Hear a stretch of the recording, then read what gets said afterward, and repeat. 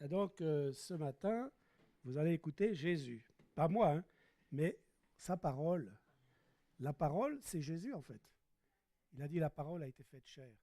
Donc, comment dire, hier, je préparais mon message pour mardi, parce que mardi, c'était moi qui étais prévu, et il est toujours prévu d'ailleurs. Et Hichem m'appelle, et il me dit que Synéric, c'est pas évident de prendre la route par la météo qu'il fait là en ce moment. Donc, il me demande si je peux apporter la parole ce matin. Ben, j'ai dit, j'étais en train de me préparer pour mardi, et comme d'habitude, c'est toujours trop long, le mardi, et qu'on veut prendre du temps pour la prière, ben, j'ai dit, je vais déjà apporter aujourd'hui, et puis s'il en reste un peu, je l'apporterai mardi. À moins que Dieu conduise autrement. On fait des projets, mais c'est Dieu qui dirige. Hein. Alors, avant de commencer, on va encore une fois prier. Notre Dieu, notre Père, merci de nous avoir permis d'être là ce matin et de pouvoir nous tenir en cet instant à l'écoute de ta parole. Nous aimons ta parole. C'est toi, Seigneur, que nous aimons et ta parole, c'est toi. Nous recevons tes paroles, nous te recevons toi. Et comme tu dis que ta parole a été faite chair, nous voulons qu'elle vienne aussi habiter en nous et qu'elle devienne ce que nous sommes, ce que nous devons être. Tu vois, Seigneur, tu as mis ces paroles dans mon cœur. Je veux les apporter à mes frères et sœurs. Et je crois que tu vas les bénir, tu vas me bénir, tu vas nous bénir tous ensemble. Pour la gloire de ton nom. Amen. Alors je crois qu'on peut enlever ça. Voilà, ça. Parce que, vous m'entendez, hein, grâce à ce système-là.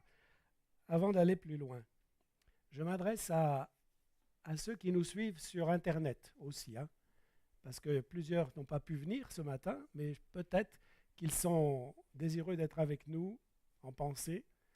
Et donc, je m'adresse à vous, frères et sœurs, et vous qui peut-être découvrez aujourd'hui cette assemblée sur YouTube. Ça arrive, comme ça on tombe par hasard, sur un culte. Alors, je vous signale que nous sommes ici à l'église évangélique, je m'adresse à eux, hein, à l'église évangélique Osons semer l'espoir, à Saint-Dié-des-Vosges, en France, dans l'est de la France, parce qu'il y en a qui regardent de loin. Hein. Et l'adresse, c'est 61 rue des Travailleurs, donc à Saint-Dié-des-Vosges, dans le quartier Foucharus. Voilà, si vous découvrez ce message, eh bien, soyez les bienvenus. Nous vous invitons à nous rejoindre, à braver comme nous la météo, et que Dieu vous bénisse. Et avant d'aller plus loin, parce que j'ai plein de choses à vous dire, je l'ai mis par écrit, mais je vais vous le dire oralement à vous tous, parce que je n'ai pas pu le dire à chacun. Je vous le dis maintenant. À toutes et tous et à chacun et chacune, j'adresse, moi Fabien, mes meilleurs vœux pour cette nouvelle année. Que nous puissions tous avancer dans la foi et l'amour de notre Sauveur et de notre Dieu pour le bien de nous tous, de nos familles et de tous ceux qui nous sont chers. Est-ce que vous êtes d'accord avec ça? Voilà. Amen. Voilà. Aujourd'hui, hier, j'ai dû déblayer la neige, comme peut-être plusieurs d'entre vous. Et puis ensuite, mettre du sel pour que ça fonde. Et ça m'a fait penser à quelque chose dans la Bible. Soyez du sel. Hein, j'ai dit, vous êtes le sel de la terre. Et je me suis dit, mais le sel, ça fait plein de choses. Et notamment, ça fait fondre la glace. Ça fait fondre la glace. Des fois, notre cœur est glacé. Eh bien, mettons du sel. Et mettons-nous du sel entre les uns envers les autres pour faire fondre la glace. Je pense que ce sel, c'est l'amour de Dieu. Alors, ce texte est tiré des évangiles, et dans les évangiles, dans l'évangile de Matthieu notamment, au chapitre 5, 6, 7, on a un texte qui est mentionné comme le sermon sur la montagne. Je ne suis pas sur une montagne, il n'y a même pas d'estrade, il y a juste une petite bordure, mais c'est Jésus qui parle.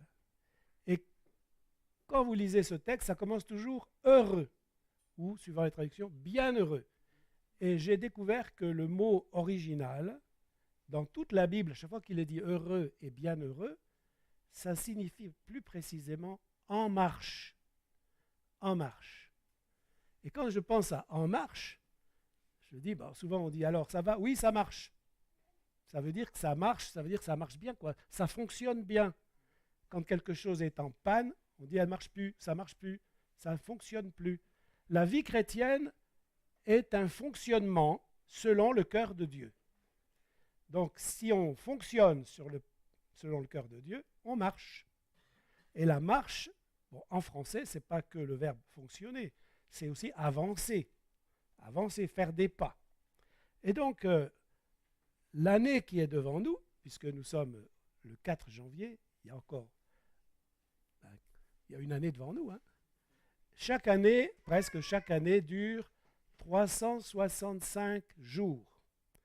Et j'ai pensé que chaque journée sera un pas, pour avancer. Parce que l'année passe. Et si nous nous arrêtons, l'année passe et nous reculons. Vous comprenez ça? Hein, si on est tous ensemble en train de marcher, et puis qu'il y en a un qui s'arrête, les autres avancent, mais lui, c'est comme s'il reculait du coup. Donc il faut avancer chaque jour. Chaque jour, faisons un pas en avant. Alors on va lire une lecture maintenant dans Genèse, livre de la Genèse, chapitre 5, les versets 22 à 24. Si vous avez votre Bible, ben vous pouvez suivre pour vérifier si ce que je dis est juste. Sinon, vous m'écoutez, vous pouvez noter sur vos feuilles, si vous avez une feuille, pour relire à la maison. Donc Genèse 5, verset 22, Enoch, après la naissance de Méthusélah, marcha avec Dieu 365 ans. 365 ans. Et il engendra des fils et des filles. Tous les jours d'Enoch furent de 365 ans.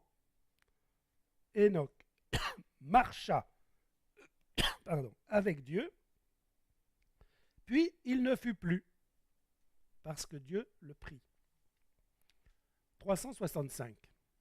Pour lui, c'était des années. Dans tous les noms qui précèdent Enoch, et notamment Méthusélah, Méthusélah, c'est celui qu'on appelle en français des fois Mathusalem. C'est lui qui a vécu le plus longtemps, 969 ans. Les gens vivaient longtemps à cette époque, hein, mais ce n'était pas les mêmes conditions météo. Hein. La Terre n'était pas comme elle est aujourd'hui. Donc on pouvait vivre plus longtemps. Mais lui, et à chaque fois, donc, si vous lisez tout ce chapitre, je ne sais plus quel chapitre, 2, 3, par là, ou 4, il a dit, puis il mourut. Il vécut tant d'années, puis il mourut, puis il mourut, puis il mourut. Tandis que Enoch, il n'a pas dit, puis il mourut. Il a dit, il ne fut plus parce que Dieu le prit. Et dans Hébreux 11, versets 5 et 6, il y a une précision. Hébreux 11, 5 et 6, c'est par la foi qu'Enoch fut enlevé pour qu'il ne vit point la mort. Parce que des fois, les gens, quand ils meurent, ils disent Dieu l'a pris, Dieu m'a pris. Mais quand on meurt, ce n'est pas Dieu qui nous a pris, c'est nous qui allons vers lui. Ou bien pas vers lui, hein. Ça dépend des cas. Donc, là, il est dit qu'il a été enlevé pour qu'il ne vit point la mort. Il n'a pas vu la mort, il est toujours vivant, Enoch. Et qu'il ne parut plus, parce que Dieu l'avait enlevé, car avant son enlèvement, il avait reçu le témoignage qu'il était agréable à Dieu. Or, sans la foi, il est impossible de lui être agréable. Est-ce que je veux être agréable aujourd'hui à Dieu? C'est par la foi. Quand notre frère Raymond nous a rappelé ce texte, et il le fait souvent, quand le Fils de l'homme viendra, trouvera-t-il la foi dans quoi? Dans nos cœurs, dans le monde? Je ne sais plus comment c'est dit. Bon, sur la terre. Voilà. Très bien, merci. Alors, nous sommes sur la terre, ici, en ce moment. Ici, donc, dans cette salle, est-ce qu'il y a la foi? Ceux qui ont la foi, ben, dites-le dans votre cœur, moi j'ai la foi. Donc, la réponse à Dieu, c'est une question. Hein? À chaque question, chacun donne une réponse. Donnons notre réponse. Oui, aujourd'hui, mon Dieu, j'ai la foi. Parce que je t'aime et je veux t'être agréable. Je sais que les doutes, l'incrédulité, est-ce que je vais y arriver? Est-ce que Dieu va me sauver vraiment? Est-ce que peut-être que j'irai en enfer? C'est des doutes tout ça. Ça contredit les promesses de Dieu. Donc si nous croyons les promesses de Dieu, parce qu'on peut tout croire, hein, on peut tout croire. Il y en a des gens qui croient qu'il y a des martiens, des extraterrestres, que le monde s'est fait par hasard. C'est une forme de foi. Nous, notre foi, c'est basé sur la parole de Dieu. Les autres choses, il faut la foi. Ce matin, vous vous êtes levé par la foi. Hein. Vous êtes dit, si je me lève, je vais tenir debout. Vous êtes mis debout, ça tient. À la foi. La foi, c'est une faculté naturelle. Mais ce que Dieu veut, c'est que cette foi s'adresse, se tourne vers lui, vers sa parole. Est-ce qu'on peut croire n'importe quoi? Il y en a beaucoup de gens en ce moment qui croient n'importe quoi, de pire en pire. Hein. Donc, en marche, on va parler de la marche. Enoch marcha avec Dieu pendant 365 ans. Puis, c'est comme si, il voulait aller à la maison de Dieu. Il y allait, et puis ils discutaient ensemble avec Dieu. Ça, c'est moi qui imagine. Hein. Et puis d'un seul coup, on est arrivé. On est arrivé à la maison. Et il est arrivé. Marchons avec Dieu par la foi, jour après jour, afin que, à un moment donné, on sera arrivé à la maison. On y va à la maison. Vous savez, quand on va à l'hôtel, ça vous est déjà arrivé d'aller à l'hôtel ou dans un endroit où c'est pas chez vous, quoi. Voilà. Vous arrivez à l'hôtel, vous vous installez. Est-ce qu'à un moment donné, vous dites, oh, mais les murs, là, ils ne sont pas comme je veux. Et vous allez repeindre les murs. Qu'est-ce que je veux dire par là? C'est que quand on est en marche, même si on fait des pauses quelque part, on n'est pas chez nous. Sur la terre, on n'est pas chez nous. La terre ne nous appartient pas. Notre patrie, c'est le ciel. On est de passage sur la terre, mais on est en marche. Voilà, ce n'est pas parce qu'on s'arrête, parfois on fait une pause, on va en vacances, on va fêter le Nouvel An en famille, on fait des pauses. Mais en réalité, on ne s'installe pas. Sur terre, on ne s'installe pas. On marche. Alors, on marche, mais j'ai déjà vu des gens, le matin, si je me lève, je vois des gens qui courent. Ils courent. Je ne sais pas pourquoi ils courent. Et pour le sport, en fait, je pense, pour maintenir la ligne. Mais j'en ai vu d'autres. Ça, c'était spécial, c'est curieux à voir. Ils font ce qu'ils appellent, alors je ne sais plus comment ça s'appelle, la marche rapide. C'est presque c'est peut-être ça, norvégienne. Enfin, c'est comme de la course, mais ils ne courent pas, ils marchent. Ils marchent. Et ça fait une drôle de déambulation d'ailleurs. C'est curieux à voir, mais ils marchent. Et le Seigneur nous dit que notre marche sur la terre, c'est une course. C'est une course. La question n'est pas d'arriver le premier, mais d'arriver. Il y en a qui vont arriver les premiers. Bon, il y en a même qui sont déjà arrivés depuis longtemps. Hein. Mais nous, on n'est pas encore arrivés, alors on marche. On avance, pas à pas, des grands pas, des petits pas, mais peu importe, on avance. Lisons dans 1 Corinthiens 9, verset 24. Ne savez-vous pas, question, est-ce que je sais ou je ne sais pas, quoi? Que ceux qui courent dans le stade courent tous, mais qu'un seul remporte le prix. Courez de manière à le remporter. Voilà, donc un seul en remporte le prix. Ça, c'est la question du stade. Dans les courses olympiques, si vous suivez les sprints, les courses de fond et tout ça, il y en a un qui gagne. Voilà, celui qui franchit la ligne d'arrivée le premier, c'est lui qui a gagné. Mais nous, je le répète, je l'ai déjà dit, ce n'est pas le premier qui gagne, c'est tous ceux qui arrivent. S'il y en a un qui abandonne, il n'a pas gagné, il a tout perdu. Mais nous n'avons pas prévu d'abandonner, n'est-ce pas? On continue, jour après jour, pendant 365 ans. J'ai fait un petit calcul, parce que j'aime bien, je suis curieux, je fais des recherches. Un stade, ça fait environ, un stade c'était une durée, une longueur avant. Aujourd'hui c'est un endroit où tout le monde court, mais avant c'était une longueur, une mesure de longueur. Un stade, ça fait 185 mètres. Et en faisant un petit calcul, en fonction de la longueur des pas, ça fait environ 365 pas. Donc on court l'année 2026 et chacun de nos pas devrait nous amener en 2027. Mais, comme pour Enoch, on peut arriver avant. On peut arriver avant à la maison si le Seigneur décide de ne pas nous faire voir la mort et de nous enlever avec lui vivant. C'est écrit dans l'Épître aux Thessaloniciens. Alors, je vous raconte un petit témoignage qui me vient à l'esprit. Enfin, ça me venait à l'esprit tout à l'heure quand j'étais assis. Il y a quelques années, j'avais envie de savoir, c'était pas bien, hein, c'était une tentation. J'avais envie de savoir quand Jésus allait revenir. Et je me suis dit, je vais faire un calcul. Alors, je me suis lancé dans des calculs. C'était idiot, hein, parce que la Bible dit que nul ne sait ni le jour ni l'heure. Bon, j'ai quand même fait mon calcul, parce que des fois on est tenté, puis tant que le Seigneur ne dit pas arrête, arrête, ou alors il nous le dit, mais on a fait, mais non, mais j'ai envie de faire mon calcul, moi. Tais-toi, Seigneur, je compte. C'est moi ça, hein, pas vous. Hein. Et je suis tombé, voilà, le Seigneur revient en 2024. Puis après, le Seigneur, il m'a éclairé là-dessus. Parce que d'ailleurs, en 2024, il n'est pas revenu. Hein. Mais pour certaines personnes, eh ben, ils nous ont quittés en 2024. Mais nous, on est encore là. Et le Seigneur m'a fait remarquer quelque chose. Jésus, il a dit que personne ne sait ni le jour ni l'heure. Même le Fils de l'homme ne sait pas.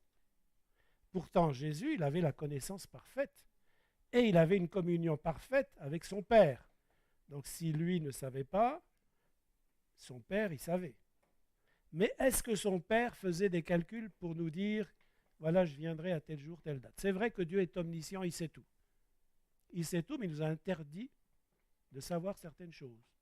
Il nous a interdit de consulter les étoiles pour savoir comment il va faire aujourd'hui. Hein, qu'est-ce qui va nous arriver demain? Il nous a interdit de consulter les 10 heures de Bonaventure. Il nous a interdit des choses, il ne veut pas qu'on le sache. Et lui, il sait tout. Mais il ne veut pas tout nous dire. Alors je me suis dit, alors vous prenez ou vous ne prenez pas, pourquoi il ne veut pas qu'on le sache? Moi je me suis dit, c'est parce qu'il n'a pas encore décidé.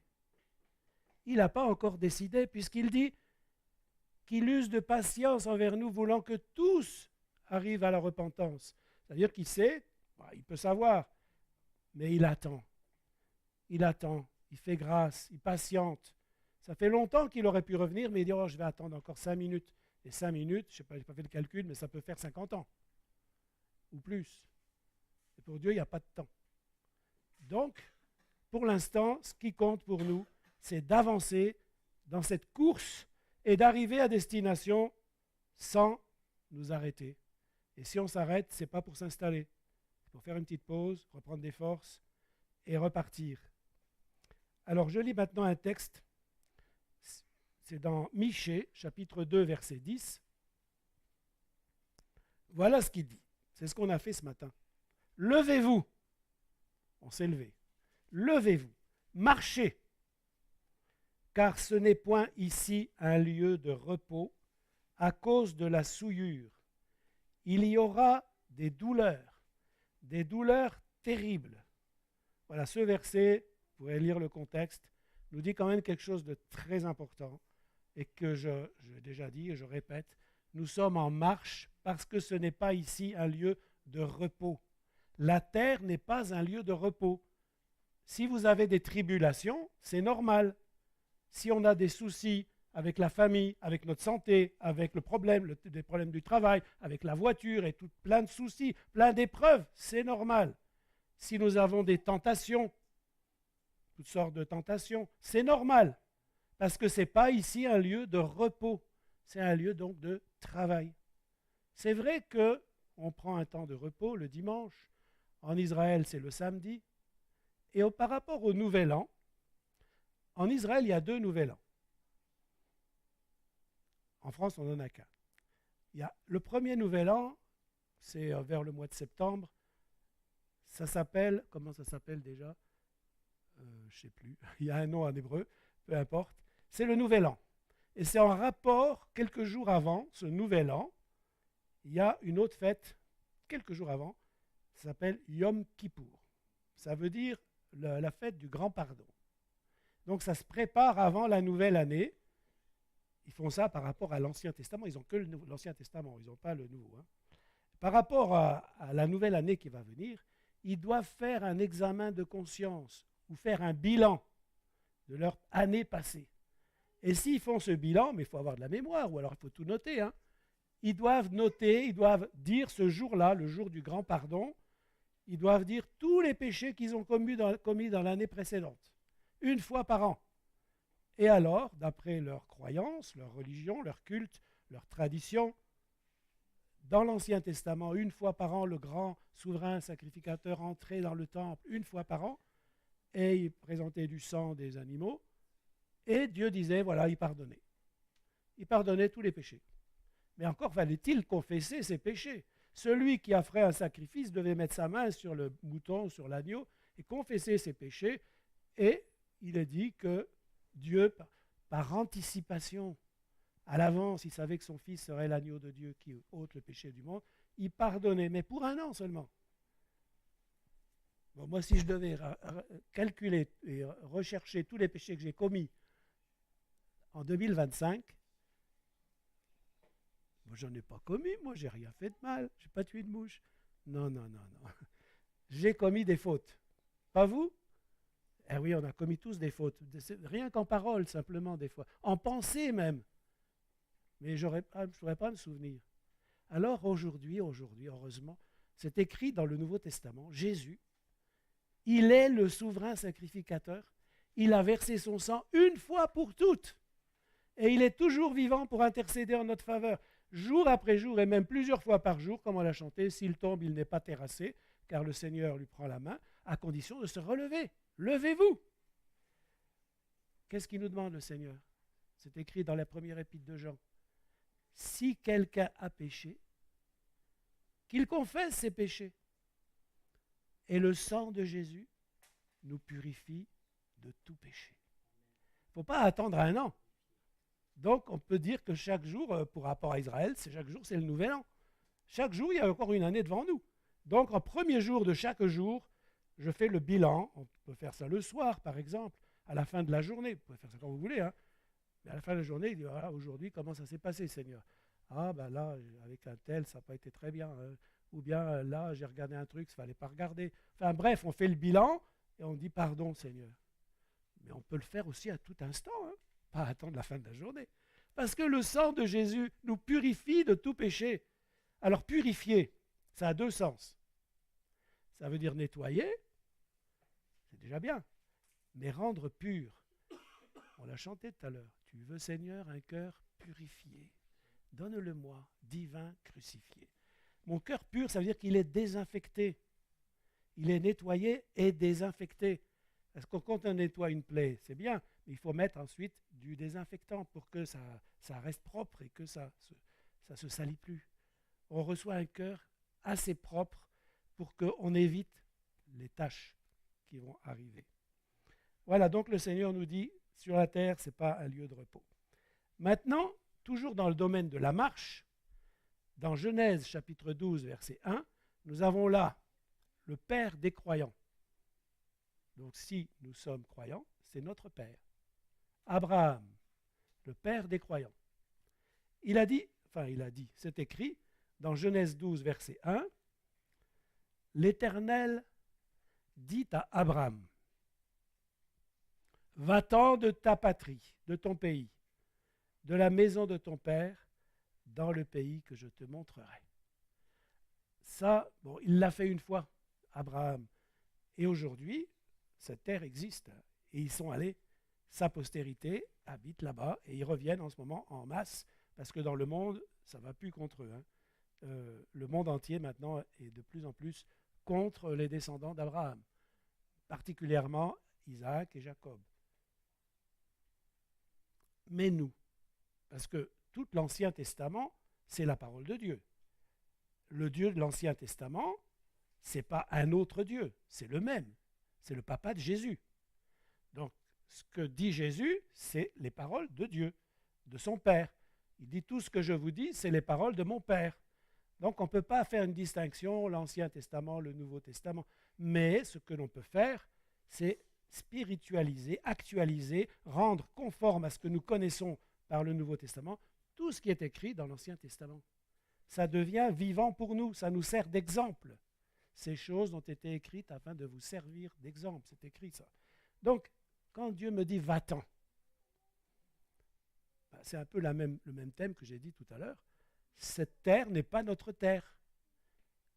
On doit quitter cette terre. Si quelqu'un aujourd'hui, je ne sais pas ici, mais peut-être sur Internet, pour lui, le monde, c'est son monde. Hein. C'est sa vie, sa famille, c'est ça, son unique monde. Puis quand ça finit, c'est fini, quoi. Il n'y a plus rien après. Et non. Par la foi, ce n'est pas fini sur terre. Ce n'est qu'une petite étape. La plus grande étape, c'est la suite. Et donc, nous disons chacun à Dieu, aujourd'hui, moi, je l'ai déjà fait hier, mais aujourd'hui, je précise, je confirme que je quitte ce pays, moi, je quitte ce monde. Je n'appartiens plus à ce monde, j'appartiens au royaume de Dieu. Je suis sur la terre comme un ambassadeur. Vous savez que dans le temps, je ne sais plus comment c'est maintenant, hein, il y a tellement de changements dans la politique, que la France a envoyé des ambassadeurs dans tous les pays du monde. Et dans chaque pays, il y a un endroit qui s'appelle l'ambassade. Et l'ambassade, c'est le lieu où tous les gens d'origine française qui habitent à tel ou tel pays sont là-bas chez eux, à l'ambassade. Donc nous sommes des ambassadeurs du royaume de Dieu, mais on n'est pas chez nous. Mais ici, là, dans cette salle, en ce moment où on est réunis, que ce soit dans cette salle ou ailleurs, du moment qu'on est réunis au nom de Jésus, on est à l'ambassade. Là, même si vous ne le voyez pas, on est dans la présence de Dieu. Ici, là, on est dans la maison de Dieu. On est déjà par la foi au paradis.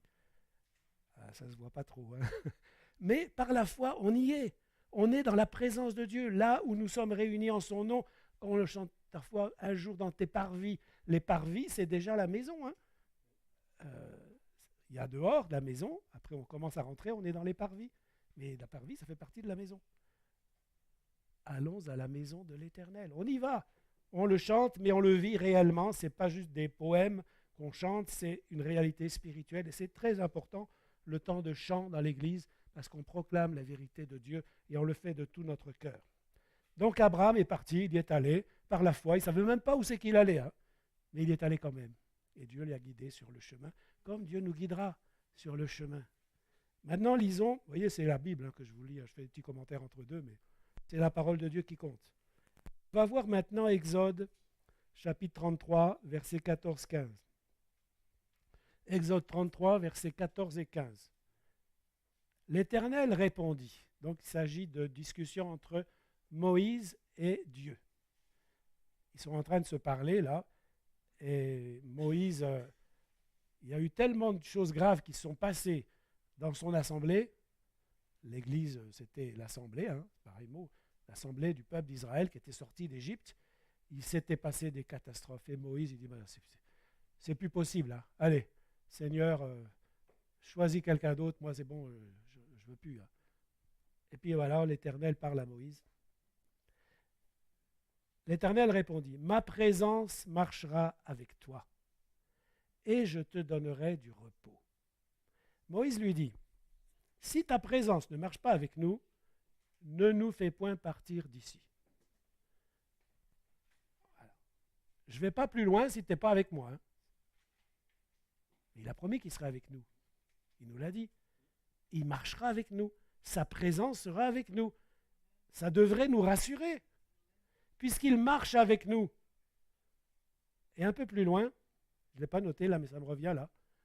À un moment donné, Moïse il dit à Dieu, voilà, je voudrais bien te voir ta gloire, voir ta face. J'aimerais bien.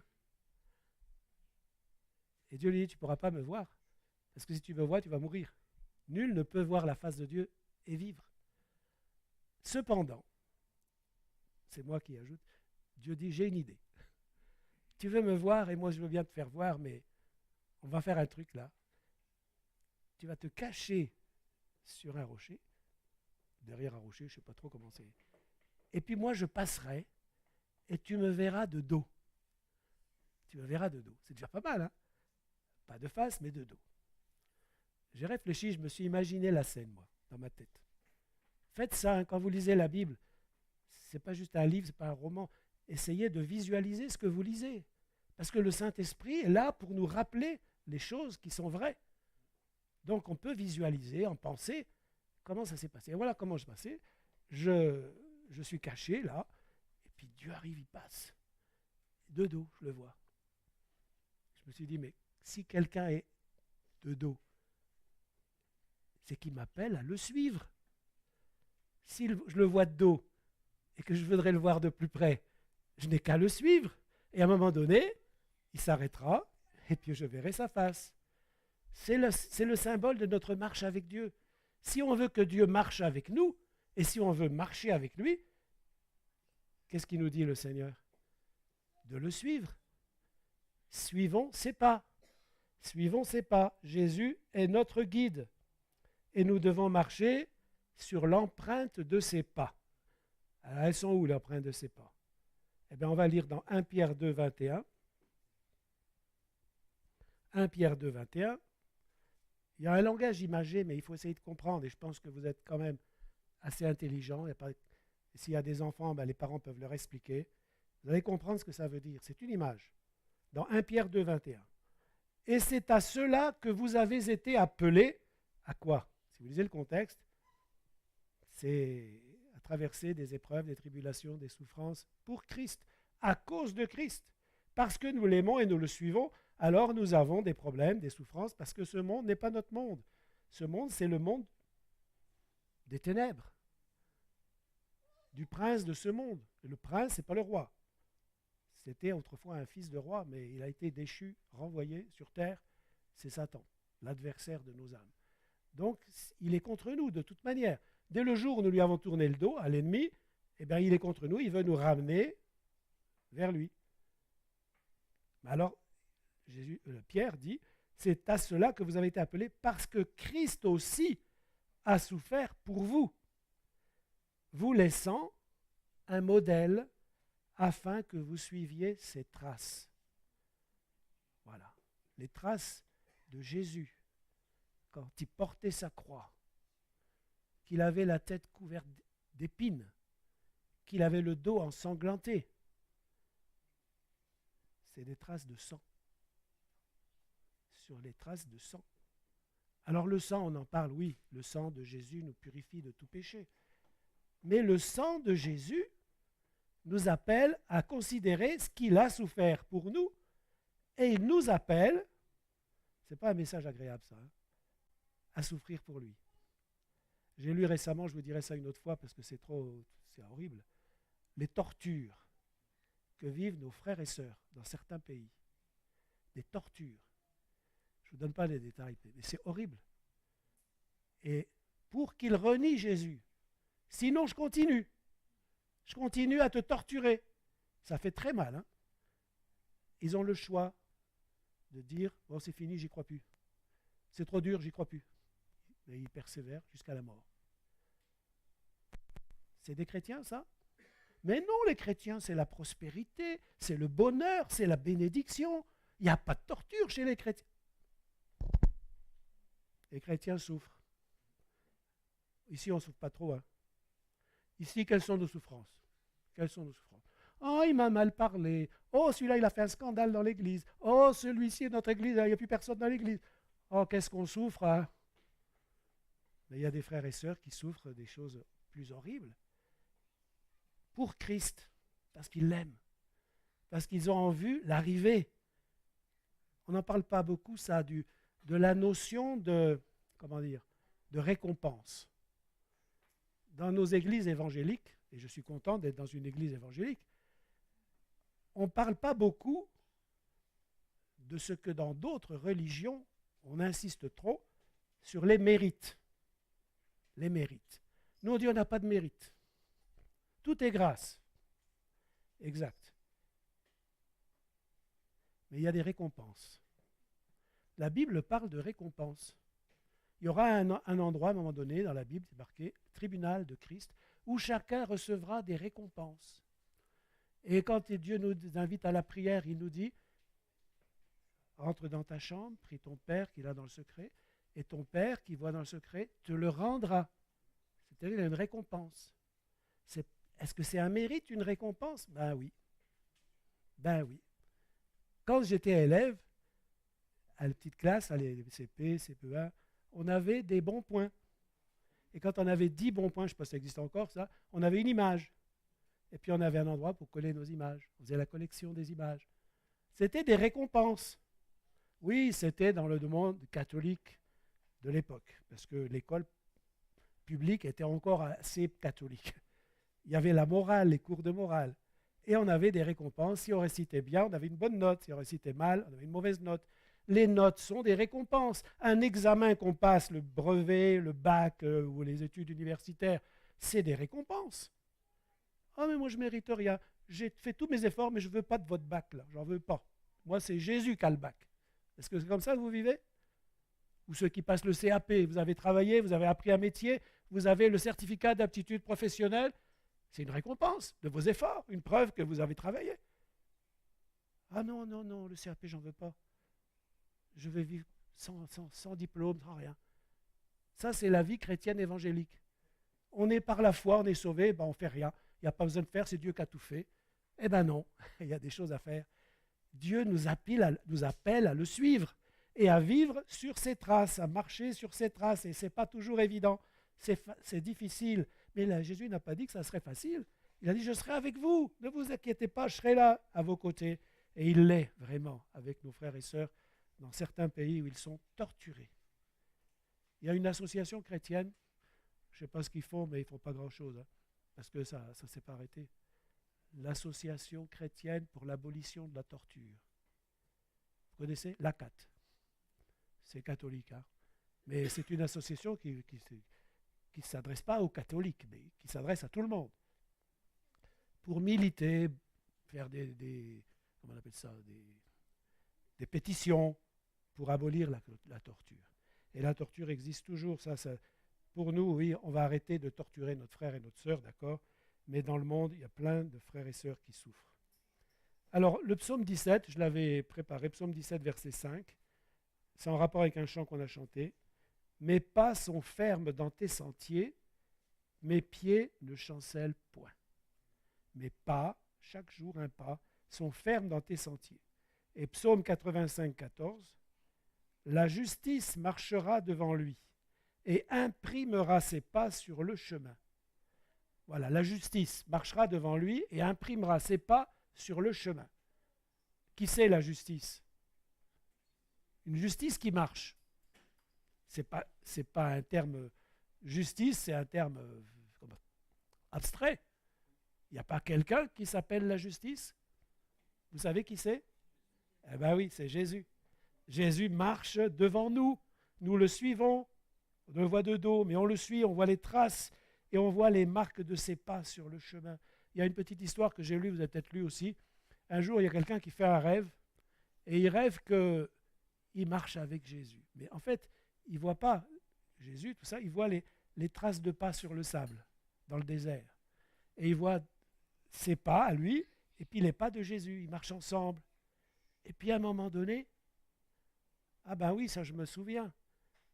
C'était un moment, il fait le point sur ce qu'il a vécu ces derniers temps. Il dit à un moment donné, j'étais vraiment mal. Hein. J'étais vraiment mal. Eh bien je vois, il n'y a plus qu'une trace. Il n'y a pas deux traces. Donc je vois mes traces, mais je ne vois pas les traces de Jésus. Et puis je lui dis non, tu ne vois pas mes traces, parce que les traces que tu vois, c'est les miennes. Et je te porte dans mes bras à ce moment-là. Il n'y avait plus qu'une trace. Et c'est quelqu'un qui a fait ce rêve. Et ça me parle, moi. Hein. Quand ça va mal, Jésus me porte. C'est vrai que ça va mal, mais Jésus me porte. Et ça ira quand même. Ça ira quand même, même dans les temps les plus difficiles. Dieu est avec nous et il nous porte comme il l'a promis. Alors le psaume 37, verset 23, ça revient sur un chant qu'on a chanté. L'Éternel a fermi les pas de l'homme et il prend plaisir à sa voix. Qu'est-ce qui lui est agréable? On l'a dit tout à l'heure, la foi. Donc chaque pas doit être un pas de foi. Foi, c'est quoi la foi? On l'a dit tout à l'heure, on croit tout ce qu'on veut, mais le terme foi dans la Bible a un sens plus profond. C'est à la fois confiance et fidélité. Confiance et fidélité. J'ai confiance en Dieu parce qu'il est fidèle. Et puisqu'il est fidèle, il me gardera fidèle. Tu le crois ou tu ne le crois pas? C'est à nous de décider en fait. Si tu doutes, tu n'es plus agréable à Dieu. Si tu dis, ouais mais non, mais c'est trop dur, je ne suis pas sûr d'y arriver, hein. Et puis Dieu m'a abandonné, et puis aujourd'hui Dieu n'est pas avec moi, tout va de travers. Non, non, Dieu est avec toi. Tout dépend de comment tu réponds à l'adversité. comment tu réagis face au problème. Tu dis, Seigneur, ça ne va plus, là, tu vas abandonner, c'est pas possible. Ou alors tu dis, Seigneur, tu vois, ça va mal, ça va très mal, mais je te fais confiance. Tu es en train de préparer quelque chose de bon pour moi. Je te fais confiance, Seigneur, dans toutes circonstances. C'est même dit, quelque part, dans Romains, chapitre 8, je crois, toute chose concourt au bien de ceux qui aiment Dieu. Si vous regardez le contexte, c'est quand ça ne va pas trop bien, en fait, que ça concourt à notre bien. Parce que quand ça va, on sait que c'est bien. Mais quand ça ne va pas, on se dit, ça doit concourir à mon bien. Seigneur, tu es fidèle, je veux te rester fidèle, je veux garder la foi. Et bien voilà, on est arrivé au bout. Quelle heure il est? C'est bon? Voilà, j'avais prévu autre chose. Je vous dis juste en aparté, comme ça, entre nous, ce que j'avais prévu pour mardi. Ça se peut que ça change. Je ne garantis pas, mais c'est ce que j'avais prévu, c'était la suite du message. Je me dis, bon, je vais couper, puis je ferai la suite mardi, du coup. Tout ça, je voulais le dire mardi. Hein. Mais bon, comme je fais plein de parenthèses à ce que je dis, ça aurait pu durer plus long ou moins long. Alors, le suivre. Vous savez que Jésus a dit, alors là c'est un mot, c'est une phrase difficile. Je vous la dis quand même, hein, c'est difficile. Écoutez bien et ayez la bonne réponse dans votre cœur. Si quelqu'un ne prend pas sa croix et ne me suit pas, il n'est pas digne de moi. Si quelqu'un ne prend pas sa croix et ne me suit pas, ne peut être mon disciple. Il y a un chant qu'on chantait il y a quelque temps, du temps d'Arnaud. Vous vous rappelez Arnaud? On faisait des chorales, on chantait en ville, là, c'était bien. Bon, ça reviendra peut-être un jour. Donc, il nous avait appris un chant et il nous avait fait une petite précision. Parce que dans ce chant, il est dit « Tu as pris ma croix, tu es mort pour moi. » Et Arnaud m'a dit « Non, c'est pas correct ça. » Il n'a pas pris notre croix. Il a pris notre place à la croix. Il est mort pour nous. Mais il nous a dit de prendre chaque jour notre croix. Il faut prendre notre croix. C'est quoi la croix? Ben, c'est tout ce qui va mal, tout ce qui va de travers, tout ce qui est difficile, tout ce qui fait souffrir, c'est la croix. Et on doit la prendre chaque jour. Parce que celui qui ne prend pas sa croix, qui la rejette, ah, souffrir? Non, jamais. Ah, la torture? Non, surtout pas. Ah, en prison pour Jésus? Ah, absolument pas. Ça, c'est refuser la croix. Prendre la croix, c'est voilà, j'ai la grippe, j'ai le Covid, je prends, mais avec toi, Seigneur.